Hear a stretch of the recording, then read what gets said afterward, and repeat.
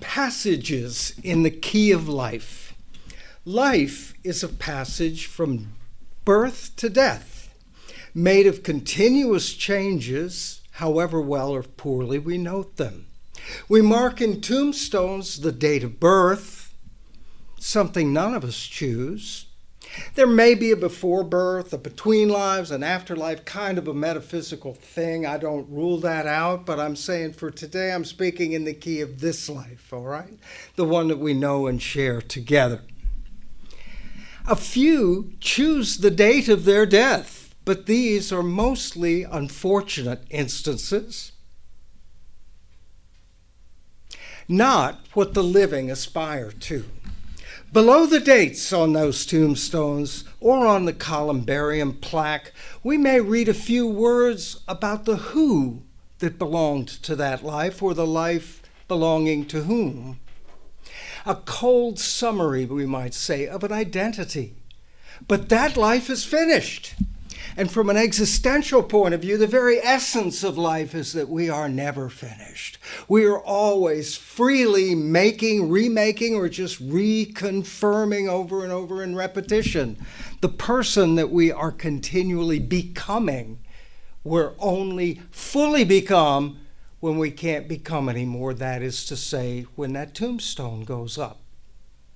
I want to look this morning to the patterns of passage and possibility that mark all of our lives.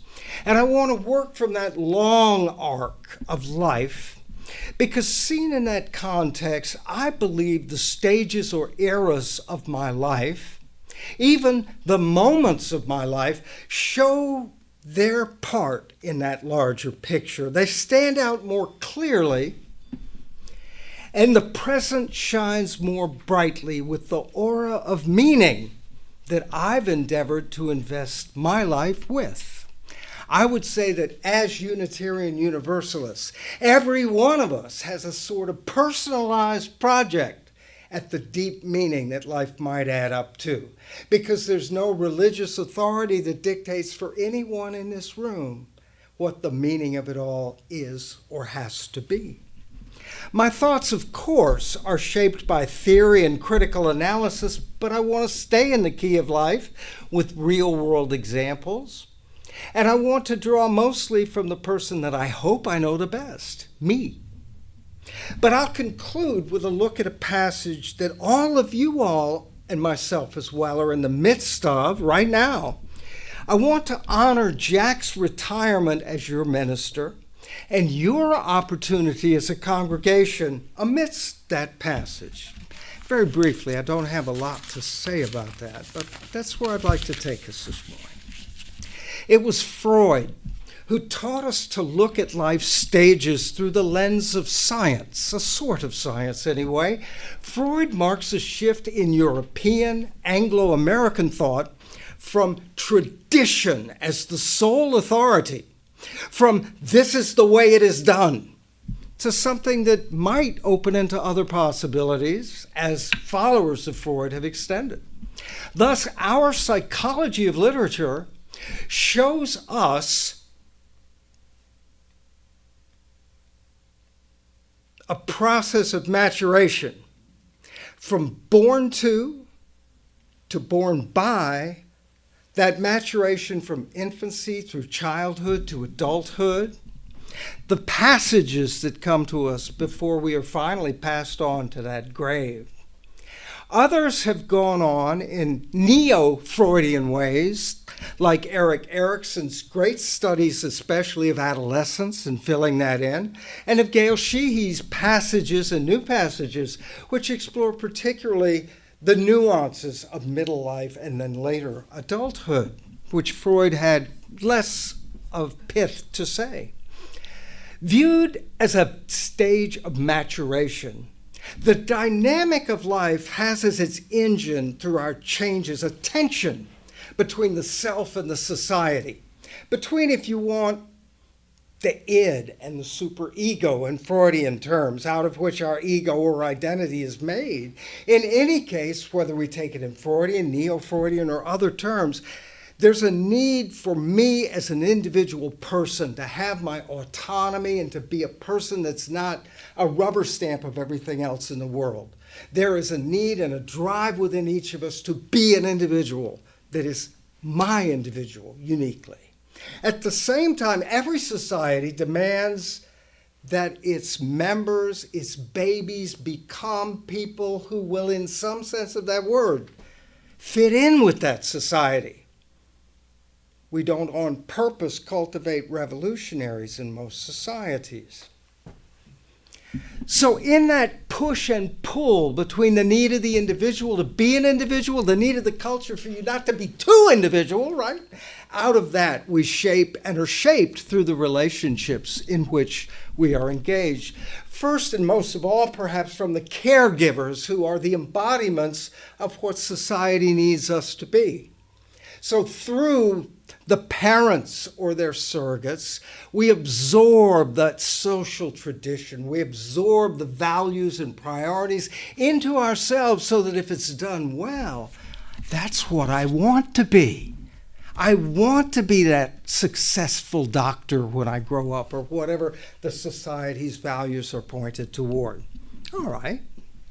In identity and relationship, I find this morning the driving poles of those changes. Those are pull you out of that contrast.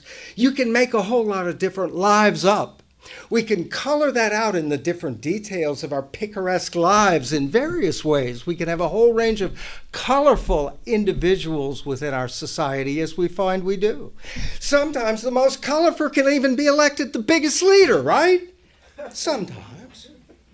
The point is that in our society, there are what Gail Sheehy called predictable passages. Even if those could be experienced as a crisis, they're not random events. They're part of the patterns that then the society can recognize. So, in that sense, the culture I grew up in marked identity by passages at church, if applicable, and at school and at work. You might be christened or baptized or confirmed, but everyone should graduate at least some level of school. Everyone should do your job or support your husband in his job, or series of jobs, or even series of careers if need be, until you retire. And then we may have a little ceremony for you upon retirement, though it's not mandatory and less noted than some of the other points, because after all, that's the downward arc of our passage toward a grave. My society also still marks relationship by what it values. So that was how my society has marked identity. My society marks relationship by what it values. You find a mate, you raise a family. Then you're through. Well, sort of. I mean, you have to provide for your family. You have to not be too big a burden on your children as you decline into those later years. Golden years. Well, I'll come to the golden part.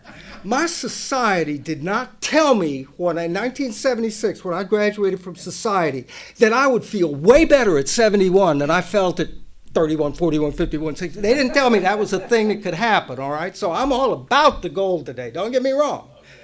But I'm not there in my talk yet. In a way. Where was I? I appreciate the interruption, by the way. I really do. You're on it. You know where I'm going here. So, my society marks the marriage that indicates you found your mate. You're now ready to be stable and productive in your society. And we have a festive and budget-busting right for that a lot of times.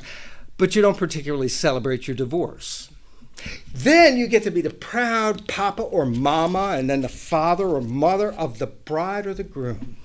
My ex-father-in-law had this great shirt that said father of the bride, and he had this little card that said, people aren't paying as much attention to me today, but I assure you there are creditors who are very much paying mind to me.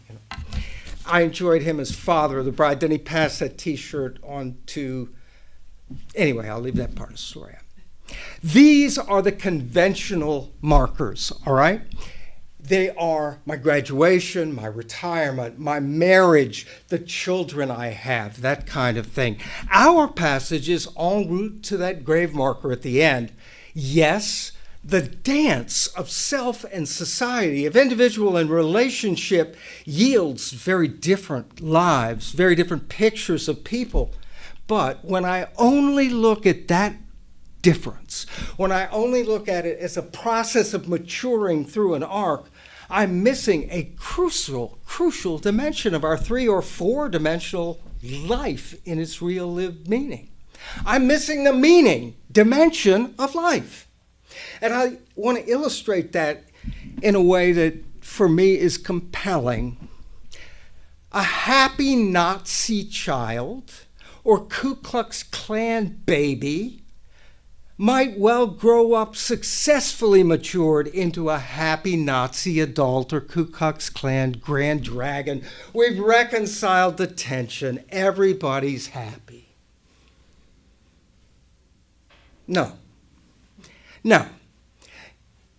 Doesn't there have to be something else to the story? Doesn't there have to be some greater measure of what has value in any life, in any culture? Fitting in with society cannot be, I contend, the only imperative for our lives. And I suggest that you wouldn't be in this room if you thought it was. That the whole history of Unitarian Universalism as a movement in theology, in society, in the streets, is a movement of, wait a minute, that all you got? Come on, we want to make some, let's use our elbows to make some room for other possibilities here. Wait a minute, I got to pick only one of these?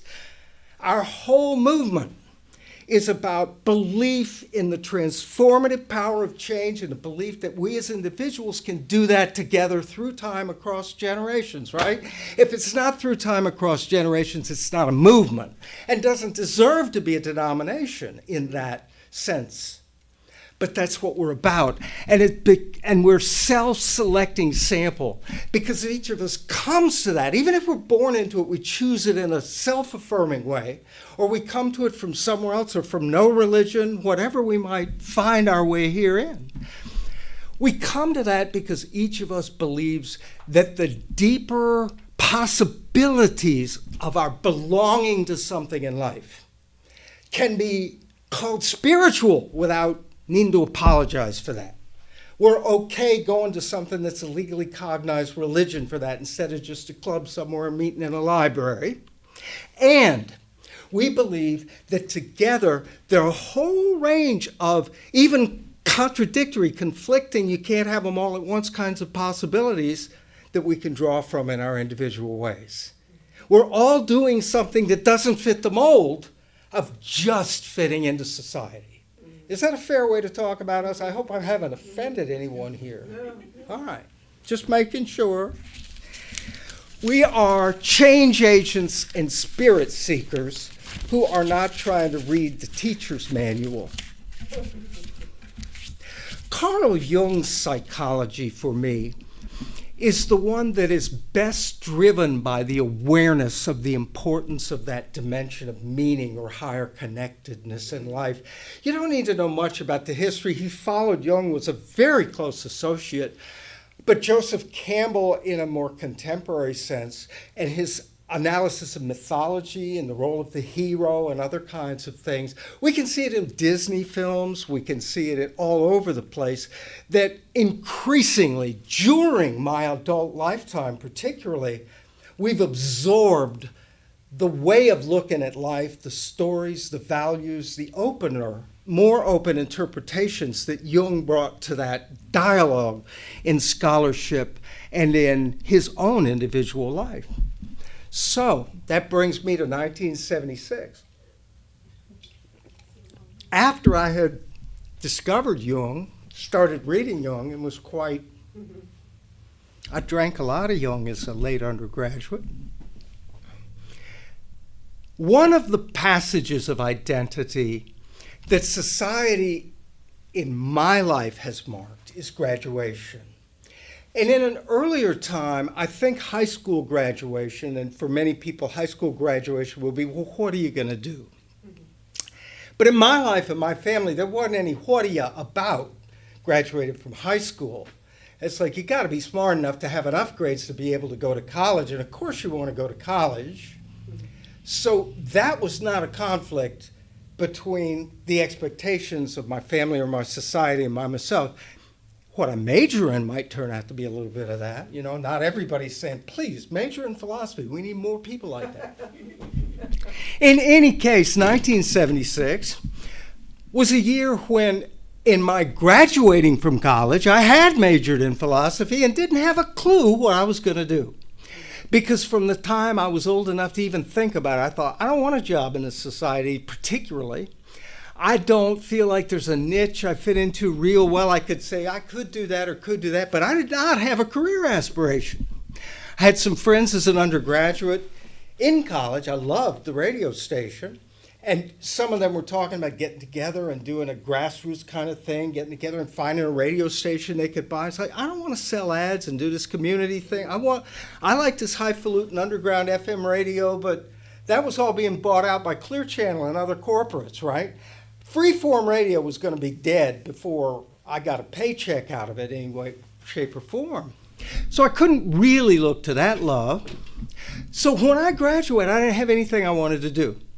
So what do you do when you don't know what you want to do? A lot of people say, I'm going to graduate school. I didn't do that. I said, that's cheating. So I spent a year muddling through different stuff, but I then, driving cross country that summer, decided I do want to teach philosophy. I'd love to do that. And so, okay, odds against it and everything else I went through, it turned out that I had a career teaching philosophy. Here's the way that boils down for me. I found a purpose. I found a career that would be meaningful and fit my individuality and allow me to have a petite bourgeois lifestyle with an appropriately sized and funded family and do all those things too. Except there were other parts of me that didn't get along with society well enough, and I was a very poor junior colleague. I just didn't act junior enough. And so I was offered involuntary early retirement. Wow. In other words, I didn't get tenure, and then the next job I got, I didn't get an interview for my own job. So my point is not that I suffered from that. My point is, where I thought I'd find purpose, I collided with society. It was not a good match, and therefore I encountered one of the forms of a midlife crisis that Gail Sheehy talks about. When that happened to me, the dean of the College of Business at Jacksonville University, who was Jesuit educated and therefore appreciated philosophy and therefore had a bond with me over certain things, said, read Gail Sheehy's book, New Passages. And I did that, and here's what I learned from it. I didn't read the whole book, probably. I must have cheated. But in any case, I got this. The script for me up to that point in my life was you work and then you retire. I'm still struggling later than most people to find what I'm going to be working at, and then presumably if I can have some success, I can relax a little bit. Never got to the stable part of that cycle. So on the old script, I was going to have to dive back in and just keep doing that one thing or another until I was through being a productive working person, and then I could kick back and relax if I succeeded in that transition. The new script from Gail Sheehy, years after she'd written Passages, 1976, is that our lives are productive, alive, vital, and creative way after most of us need to have a paycheck from somebody else's largesse or to accountability. In other words, Mark, divide your future into two parts before retirement in the sense that you used to think about it. There's a part where, I'll just put it, you're working for the man. There's your slave life of labor. And then there's your free life of labor where you're working for you and you're doing what you want because you're still vital and creative and you've got the prime of your life, that part of the prime of your life, without, I got to have this paycheck, this pension, and all those other things. So I started really looking forward to that.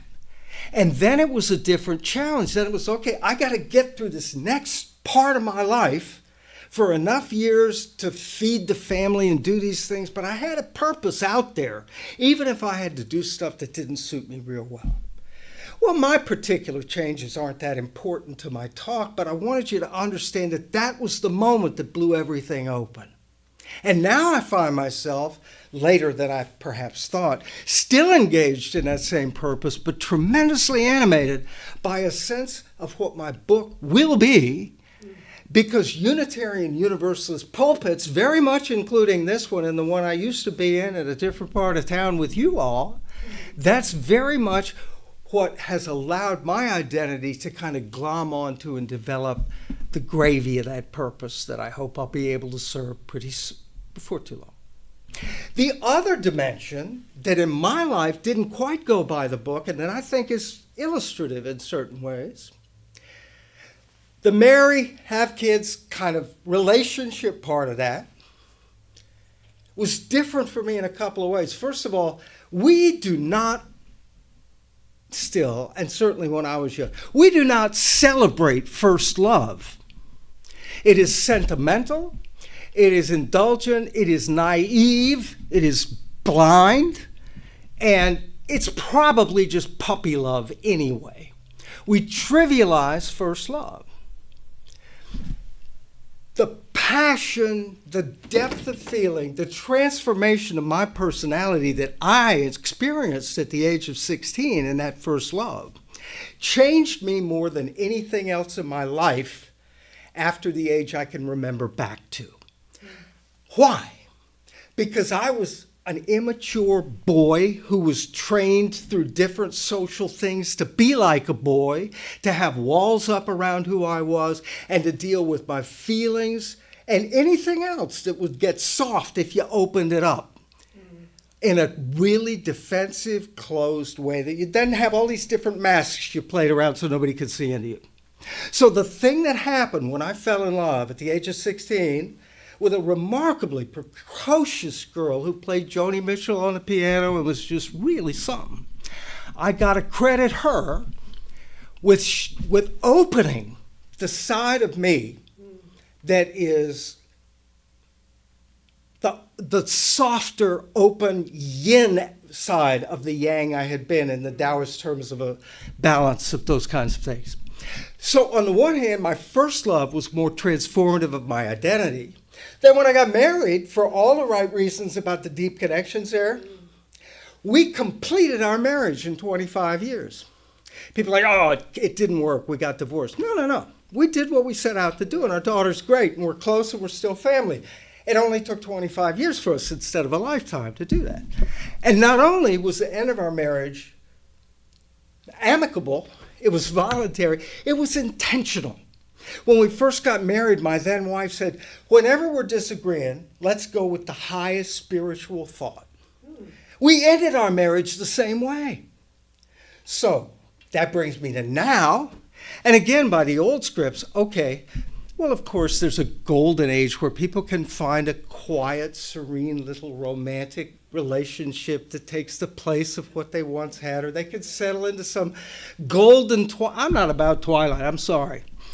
The gold that's there is just like I was saying about the teenagers on the phone. Mm-hmm. And I have approached this opportunity of new romance in the last 6 weeks or so by the best part of me steering me. In therapy, I've been in therapy a long time. I'm kind of ashamed about that, except it helps me, and I still feel like I'm growing, so I keep going back. And in sharing with my therapist, I do these things about the different parts of me. I use sort of internal family therapy model of the parts of me getting along. And I was a little concerned initially about how to get through awkward phases of a new relationship, because there are always things that are awkward in that. And what I came to with my therapist the first time I talked with her about this is, if I tune in to the part of me that is the wiser self, the smarter self, the present self that the other parts are supposed to look to hold me together. Let that part lead me through everything. So what I've been doing with this relationship is not to be reactive to whatever urges or other things are going on, but to think and intend and decide and choose, how am I going to be in this relationship? More amazingly to me, I have found that I am more open to deep change in elements of who I am. Now, of course, I was set up for that. I've already been in therapy for that very reason. I don't want to change my character, but my personality could use some improvement, and I know that, right? So, all right, we go to therapy. But in this relationship, I'm aware that I am opening myself to a kind of transformation that I don't know what it might involve. I know I won't betray my character, but what kind of growth might come out of a relationship that's a good relationship, that is intended well, intended to? I don't know. So what all of this stuff about arcs and moments and stages and relationships and identity comes down to for me is, if life is continuous change, the times we're most aware of the biggest changes are in some respects the biggest opportunities for growth. And in that spirit, I encourage you as a congregation, you all as individuals and collectively, as we honor the occasion of Jack's retirement from ministry in a formal way, to honor what this congregation's self-ministry, shared ministry, and ongoing capacity to support ministry involves. I want you to honor where you come from. I want you to honor who's gotten you here. I want you to honor each other for keeping it going. And with Jack, I want you to understand that even though Jack, you might take Jack out of the ministry, you're not going to take the minister out of Jack. Because minister, if we might say that a medical person ministers to someone, we might say that a preacher, a priest, somebody ministers to a flock or something like that. But I like the way medicine works in Jack's world. Jack is more of an Indian than a cowboy in my childhood cultural terms, all right? Jack is indigenous in his spirituality to Turtle Island. Jack has lived that stuff as long as I've known him. And for Jack, medicine is spiritual and physical. It's mind and body and heart. It's all of it. He would probably not characterize himself as a shaman or a medicine man or anything like that. But I know that it isn't a matter of dividing science from religion. It's about the whole person. And Jack ministers as a whole person to the wholeness that every one of us wants to be and feels on our way toward one way or another. So I honor Jack today, and I honor the opportunity that you all have to move forward beyond Jack. Mm-hmm. And I also honor what you all as a congregation have brought to my own development of identity and especially a purpose. So I thank you.